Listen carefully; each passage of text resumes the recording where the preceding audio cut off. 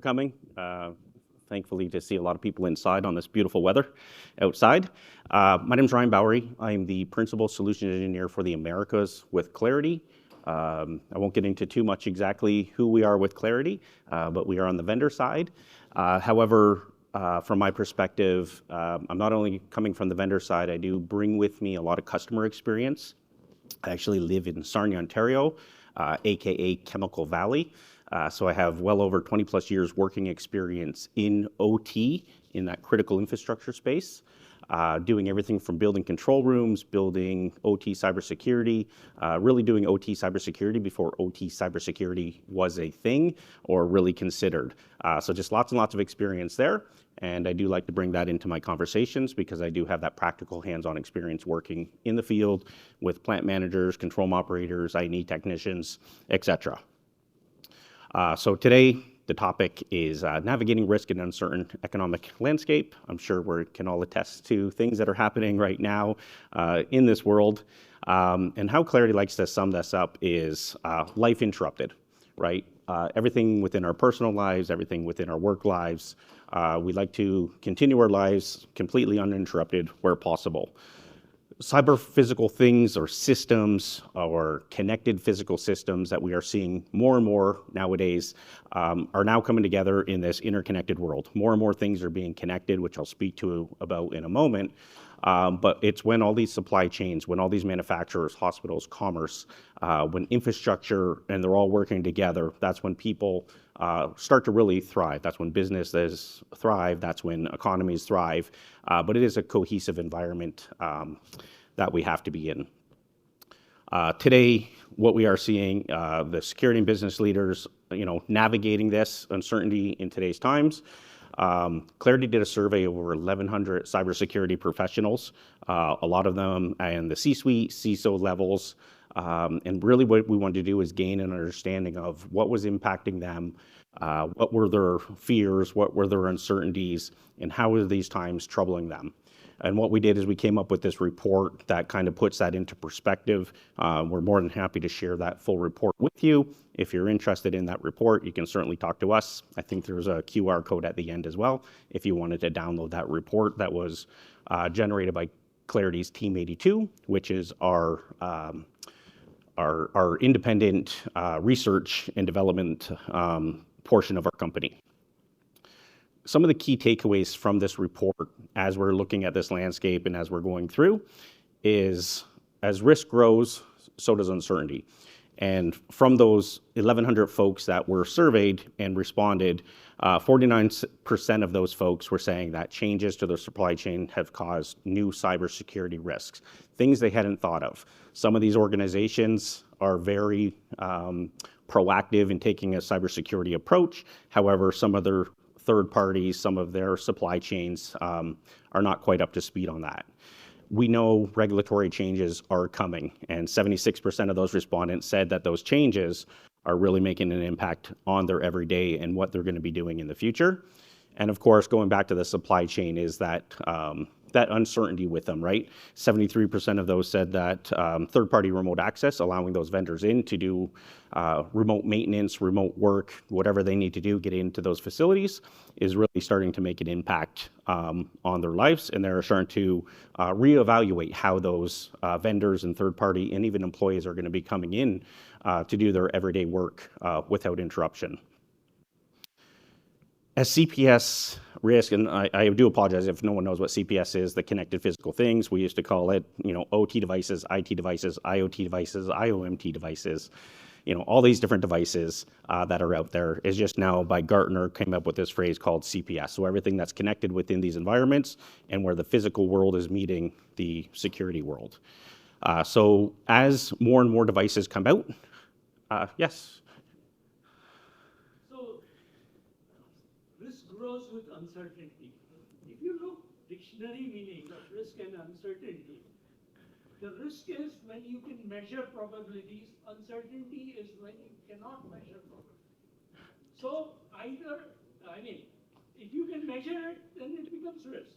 Right. If you cannot measure it, it becomes uncertainty. You are very right, yes. And obviously our marketing team didn't take an exact dictionary approach to this, but no, you are certainly right. And obviously, we want to be able to measure risk. Once again, I'm not trying to speak too much about what Claroty does as a product pitch or anything. If you want to talk about product, you come and see me at my booth. I'm more than happy to talk about those things. But we can certainly help put numbers around that with real insights and real data. And so as I was saying, the CPS risk grows uncertainty without the full dictionary evaluation of that. 45% of those respondents, are saying that reducing risk is, to those critical classes, is their greatest concern, to keep systems running.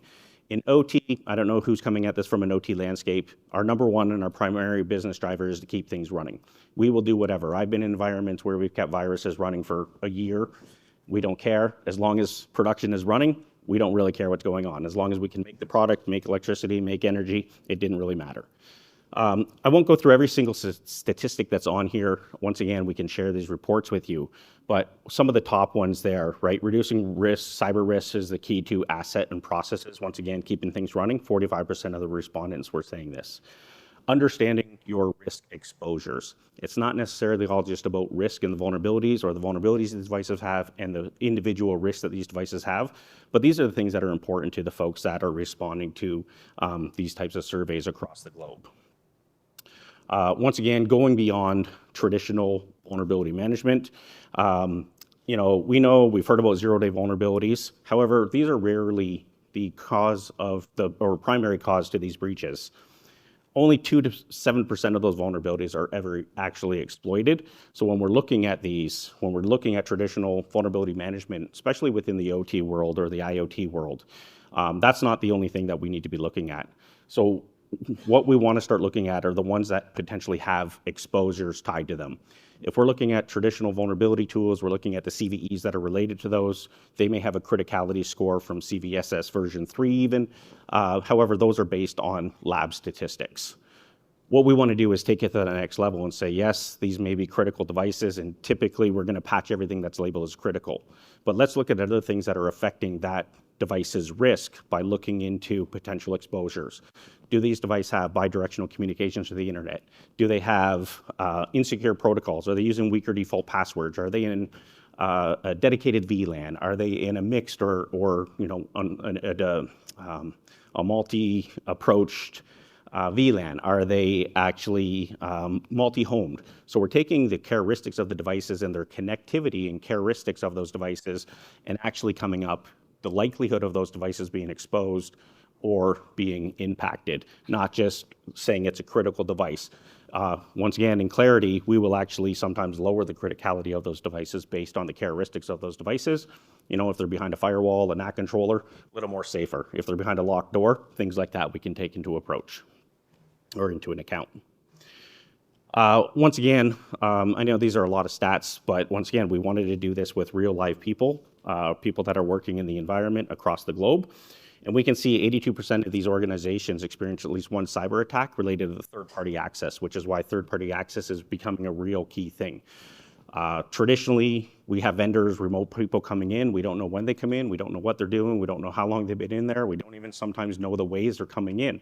Do they have a dedicated VLAN? I've seen in some organizations where they've actually come in and put in their own ISP service and their own DSL line. We didn't even know about them. So there's a lot of ways that these people are coming in. There's a lot of uncertainty there. 63% of organizations are only partially or not understanding third-party connections. And of course, 45% of those organizations experience 5 or more attacks related to remote access, people trying to come in through these different ways. We also know regulatory changes are coming. In Canada, we've been fairly safe from regulatory mandates. In the US and other countries, they've been a little further ahead of us. Unless you're in the nuclear or if you're in electrical generation, where we have to follow NERC or NERC-CIP regulations. However, if anyone's been following things that have been happening within the government, they were looking at passing Bill C-26, CPSSA, I think it was, probably got the acronym wrong. However, it's now CP8, I believe is what they're putting on for critical infrastructure, where they're going to be putting regulations on critical infrastructure now. So there's going to be a lot more focus on our businesses and the things that we're doing and how we're protecting these things, including fines to folks that feel they don't need to put cybersecurity at the front of their mind. Once again, won't read every single thing on here. I'm sure you could see them. I don't know if everyone in the back can see some of those slides, but once again, we can see them, and you can see where the folks are agreeing from across. The other concerns when they're talking about these regulatory changes, right? Is it the federal government regulations that they're concerned with? Is it international regulations? We see a lot of global businesses, say in the automotive sector, if they are making parts not only for Canada auto manufacturers or US manufacturers, but also in Germany and other places in Europe. There is different regulations that we sometimes have to adhere to, even though we didn't have anything in Canada before. So there's lots of things that are coming. And when we talk about some of those regulatory changes that are coming, right, I mentioned Bill C-28. That's a AI logo that I made up because I don't actually have a logo. So bear with me as I made that, my poor graphical skills. But once again, depending on the industry that you're in, if you're in the airline or airport authority line, right, there's TSA directives. There's also TSA pipeline directives. If you're in the oil and gas, there's NIST, there's NERC, ISA 62443. Some of these organizations that may not have had to comply to these regulations, they have been following some of these as a best practice as well. So we see a lot of customers that are adopting that. So at least they have something that's better than nothing. And Alberta, being Alberta, and believe me, I love Alberta. I love going out there. I'm out there a couple of weeks every month. They got tired of waiting for Bill C-26 in the past, now Bill C-8. So they just came out with their AER regulations because they wanted to do something sooner rather than later. I mentioned earlier supply chains. There's a lot of scrutiny for these supply chains.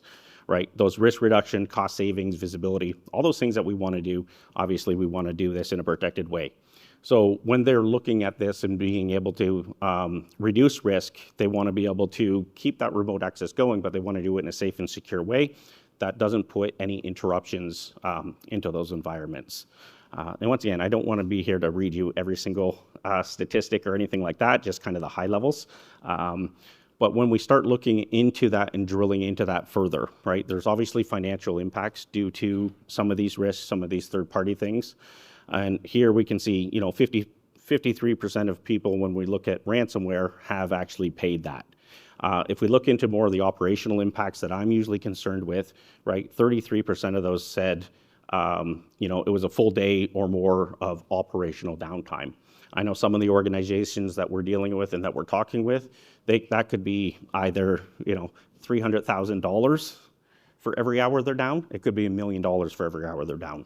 So that's a lot of downtime for some of these organizations and a lot of financial loss for these organizations. 49% of those experience more than 12 hours of operational downtime, but the recovery from those took well more than a week in a lot of times. One of the reasons for that is when we start looking in and drilling into some of those supply chains, and I'm starting to get out of all the crazy statistics, I promise. But some of the reasons for that is what this slide is representing is all these different remote tools. We're going into organizations and we're seeing people that have 40, 50 different remote access methods of coming in, and who's managing these and who's in charge of the security for these. So when we're going into these organizations, these are things that we're looking, right? 55% of organizations have 4 or more remote access tools, 4 or more ways to get in. 33% had 6 or more. And 82% of those had at least one cyber attack related to one of those environments because of the remote access. So life uninterrupted really means what we need to do is it does take some preparation, right? Protecting those mission critical systems, those critical infrastructures, or just general manufacturing type industrial environments I should even mention healthcare as well. So hospital systems, they really need to be a top priority. We need to start putting budget for these, right? These attack surfaces continue to expand as we start connecting more and more devices. I mentioned IoT devices or IIoT devices. we're putting all of these devices in. We're putting these devices in for good reason. However, these devices are not inherently secure. So we need to take an approach that protects those devices. We need to secure those. We need to ensure, and you'll hear this if you're familiar with OT environments, safety is utmost. We want to make sure that people are going home every single day. That's the most critical thing. Of course, we need business continuity, manufacturing uptime, but also there's consumer trust. And of course, there could be global disruption. The one thing that isn't on here that could sometimes be impacting is also environmental disasters as well, caused by some of these issues. So ensuring human safety, right? One of those ways that we can start looking into that is gaining complete visibility into the attack surface, right? It's one thing to understand the assets, but also look at all those different ways. Look at those exposure scenarios, look at ways potential attackers could come in, how they could potentially compromise your systems. I already mentioned it, but every new connection point, we're putting these devices in for good reason. We want to make good business decisions. We want to make real-time decisions. We want to usually make more money by making more things or producing more things. There's good reasons why we're putting these systems in, but what we do have to do is, once again, think of the security, right? And it's not only providing complete visibility into these assets, but also thinking about the segmentation efforts. I was having a conversation actually with one of my colleagues this morning about segmentation, and when he was asking about those things, there's different ways when we talk about segmentation. It's a big topic, because are we talking about segmentation, segmentating IT from OT? Are we looking at segmenting certain components at the OT level, certain sites from the lower? And then we start talking about micro-segmentation. Once again, these are things that I've done in the past. I love talking about that. It is key to my heart, because I want to make sure that these environments are safe, secure, but obviously available as well. So these environments do have a higher risk of systematic disruption. A lot of these devices are legacy. It doesn't take too much to actually disrupt them. So if you do get to reach to these devices, it's usually kind of an open key. And another thing that we have that's going against us, there's good and bad about AI, but a lot of these adversaries are using AI as tools, as weapons to target devices that they didn't really know too much about. And now they have a ways to do it by asking AI what these are and how they would attack these types of devices. Uptime, obviously, next to safety, keeping plants running, keeping things running, keeping production going, keeping things moving. Is critical to these operations. So once again, and you're going to hear me say this, that real-time visibility of the assets, but not only the assets, but also the communication characteristics around these. Some of these things that I'm going to be talking, I usually talk about traditional OT devices, but in here we're talking about smart buildings, HVAC systems, lighting, access control systems, fire suppression systems, the AV systems that we're seeing in here. I always say one of the main differences between IT and OT, and there's ways we can do it. My fun way of saying it is IT is the carpeted space, OT is the other space. Everything in between is kind of those IoT devices that a lot of times are forgotten about and neglected. However, they are not secure by design. They usually have direct connectivity to the internet and things that we don't see or control. So these are things that we want to keep in mind as we're looking at that uptime uninterrupted.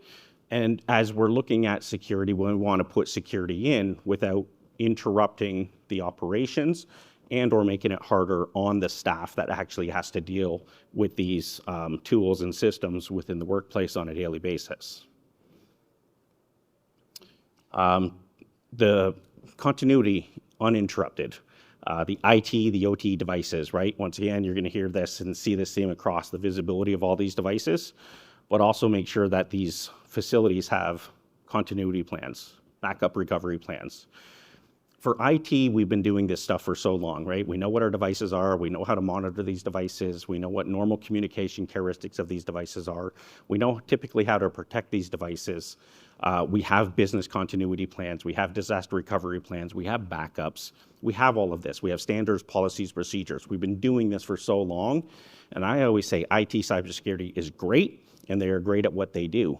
On the OT side, very rarely do we have business continuity plans. Very rarely do we have disaster recovery plans. Very rarely do we do backups. We don't have the tools to implement EDR protection. So these are the things that we really need to start considering on the manufacturing side, if I just lump it into that one manufacturing word. But those are things that we really need to start planning ahead of time to get ahead of this, because that is going to drive and help pull out budgets and help us spend the money to protect these devices. The other joke that I always make, and it's not to offend anybody here, I'm former IT, but I always say the difference between IT and OT, IT spends the money, OT makes the money. So we need to protect that because that is where our crown jewels are. So ensure trust, right? If we have breaches, if we have downtime, we're not making products, we're not producing electricity, we're not, providing oil, gas, whatever means it is that we're actually doing. There's sometimes loss of trust from public as well, right? These are the backbones of our systems. When these systems are breached, we sometimes lose the ability and the confidence in the safety of our communities, the reliability to produce these things, and as well, just of the organization as well. I've seen incidents where things have happened and you can no longer hire people. Nobody wants to come work for your company because you caused this environmental disaster. All of these things, trust in the brand when these breaches happen. They might even think, well, I'm not going to trust that company again because obviously they don't care about cybersecurity, they don't care about me. Not saying that from my perspective, but that's some of the impressions we get from, customers. So some of the recommendations, and this is not the end all, there's bigger, way bigger, longer conversations that we could certainly have on these topics, right? But align with business impacts. So a lot of times, and I was guilty of this as well, we looked at what is the risk of this one component. However, that one component is only a small piece of a bigger picture. If I was to talk about manufacturing, say on a cookie line, that cookie line has, a hopper where all these raw ingredients are going into it. It comes down onto a conveyor belt. That conveyor belt is going through ovens and dryers and different things like that. It has to know the proper recipes. There's individual components that belong to that.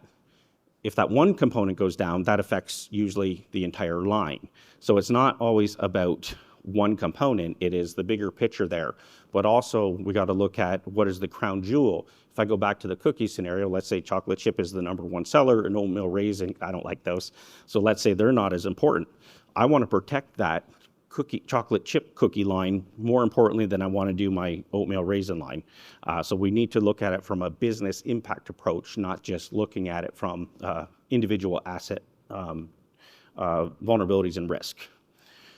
We want to obviously evaluate our regulatory needs, right? Do we have any regulatory requirements that we have to adhere to? Are we going to be affected by Bill C-8 when it comes into play, and how are we going to be affected by it? What do we need to do? I would start taking a look into that to see if you are going to be on that radar. There's going to be a little bit of a grace period before it's fully implemented and there's going to be mandated. However, it's always good to start looking into those now. Centralized remote access, right? We see a lot of these respondents, once again, saying that remote access is a huge concern of those, especially from a third-party component. So we want to make sure that we're looking at this, looking at it from a single lens perspective. Let's wrap up all those tools. Let's not have so many tool sprawl of remote access systems that are in there. Let's reevaluate our supply chain risks that are in those environments. Also, gain full visibility, right? Real-time detection, right? See what those assets are out there. And I'm not just talking about see what the assets are, but look at the high-fidelity information of those assets. That's what gives us truer risk and vulnerability information, but as well to look into the communications of those devices. Is really what we're going to want to be looking into. Develop, and I kind of mentioned this before, develop rapid response plans. What are we going to do if something happens? How are we going to do it? Once again, joking around with my colleagues, not even joking, but we've seen some facilities, their rapid response plan is they had a red cable that connected them to IT. If something happened, they went and cut. They had a pair of scissors hung up beside that red cable. Something bad happened, they cut the cable. So plan these things out, work on those, have scenarios, work through with the teams. Sorry, one second, missed one. And then of course, take a unified approach. IT does really good at what they do. IT tools don't always work the best in the OT environments, however, right? Once again, we can't put agents on OT devices. We can't do certain things. They're legacy devices as well. If you do a broadcast scan or something like that, an intrusive scan, you could take those devices offline. And we certainly don't want to do that because once again, safety and uptime are the most critical. So I always say take a unified approach from tool perspective, but also take a unified approach from IT and OT teams as well and work together. IT has a lot of good standards and policies and things they've been doing, and how can we take that and apply that on the OT side or manufacturing side to get a bigger and better story working together. There is recommended journeys. Once again, this is not everything as we go through this. So some of those recommended journeys is going to be, right, asset discovery is going to be key. We need to know what's out there. We need to see everything that is out there in that environment. Once you have that asset discovery, that's where it becomes a lot more crucial. This is where we have a lot more ability to go out there and really get after. If an organization is really concerned with the risks and vulnerabilities and hopefully exposures, we can start layering that on. The remote access can come there once we know these devices and how to connect to these devices. We can start looking at network protection. So I mentioned segmentation. We can start talking about how do we segment these devices. Is it just segmenting IT from OT? Is it doing micro-segmentation? I always love segmenting my HMIs from my EWSs, from my PLCs, right? Getting into that lower level micro-segmentation perspective. But these are all the things you can start to do. The bottom line to that is, and I'm not saying you have to start one asset discovery, I'm always saying start there. From there, we can start layering those on based on what your organization's risk appetite is. But the biggest thing here is, as you have less maturity in this space, there's obviously more risk. So the goal is, through this, is increase your maturity level within that space, reducing your overall risk. And then quickly on Claroty, and then hopefully definitely leave a couple minutes if there is any questions. I won't talk a lot about who Claroty is. You can see the slide. You can come talk to us at our booth, but we are a global organization. We offer a lot of different tools. We have a lot of technical partners. We play in the manufacturing. We play in the healthcare space, so in our hospitals, in the commercial, the retail space. We do have tools, technologies. We're certainly open to those conversations. If you want to have us, you're more than welcome to come see us at our booth. And this is not all of our customers, obviously, but kind of a sample across some of the verticals that we deal with and some of our customers, right? Coca-Cola and Pepsi, Intel, Tesla, Google, all their Google data centers, more data. We pretty much protect every data center that we know about, all the big names. Automotive, pharmaceuticals. These are the type of companies that Claroty does protect. And really the theme of why they actually choose Claroty is quickest time to value within this OT space. We are a 100% OT tool. We're not an IT solution that said, hey, we think we know what a PLC or a VFD is or an IED. Let us try to figure that out. We know what these devices are. We come from industry. So that quickest time to value really shines through. Lower total cost of ownership of a tool like this. I mentioned our Team 82 before. That's our research arm. So they find more vulnerabilities in the IoT space than any of our competitors combined. We're right below like the Microsofts of the world. We can't compete to Microsoft. Microsoft's so huge when they're looking at like traditional IT vulnerabilities. But on the OT space and the IoT space, one of our latest vulnerabilities that we just found was in access security cameras. We are a responsible party, though. We don't just release that to the wild and say, hey, look at these cameras, on Shodan have these vulnerabilities. We will actually go to the vendor, let them know we found these vulnerabilities. To date, I think we found well over 700 different OT and IoT vulnerabilities. Team 82, when the FBI can't solve something, they come to Team 82 to solve their OT investigations with them. It's a well-known organization, well-respected in the community. And once again, we're 100% dedicated to CPS.